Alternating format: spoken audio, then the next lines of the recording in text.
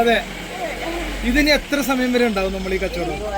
വൈകിട്ട് പെട്ടെന്ന് തീരും. അടുത്ത സാധനം വേറെ പറഞ്ഞു എടുത്തു കഴിച്ചാൽ സാധനങ്ങളെല്ലാം റെഡിയാക്കി വെച്ചോണ്ട് ഇത് തീർന്ന അന്നത്തെ സാധനം ഇവിടെ വരികയാണ്. പിന്നെ അത് വന്നോണ്ടിരിക്കുകയാണ്. വന്നോണ്ടിരിക്കാൻ ഭാവിയിൽ ഒരു പട്ടാളക്കാരി ആകുമല്ലേ?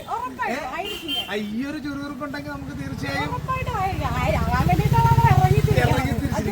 ആ ഒരു എനർജി അതാ. അതെ, എല്ലാവരും കൃഷിയിലോട്ട് ഇറങ്ങിത്തിരിക്കണമെന്ന് ഞാൻ പറയുന്നത്.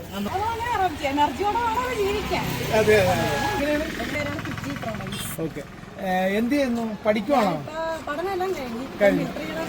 റിക്രൂട്ട്മെന്റിന് വേണ്ടി വെക്കും. അതെ അല്ലേ? ആ ഒരു ഉശിര് നമ്മളിപ്പോഴും ഉണ്ടെന്ന് തോന്നണല്ലേ? ആ ഒരു സാമർത്ഥ്യം.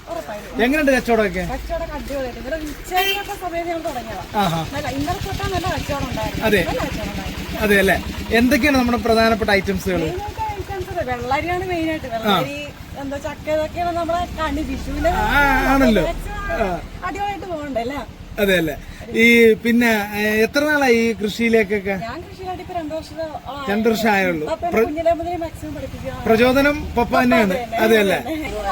വൈകിട്ട് പെട്ടെന്ന് തീരും. അടുത്ത സാധനം വേറെ പറഞ്ഞു എടുത്തു കഴിച്ചാൽ സാധനങ്ങളെല്ലാം റെഡിയാക്കി വെച്ചോണ്ട് ഇത് തീർന്ന അന്നത്തെ സാധനം ഇവിടെ വരികയാണ്. പിന്നെ അത്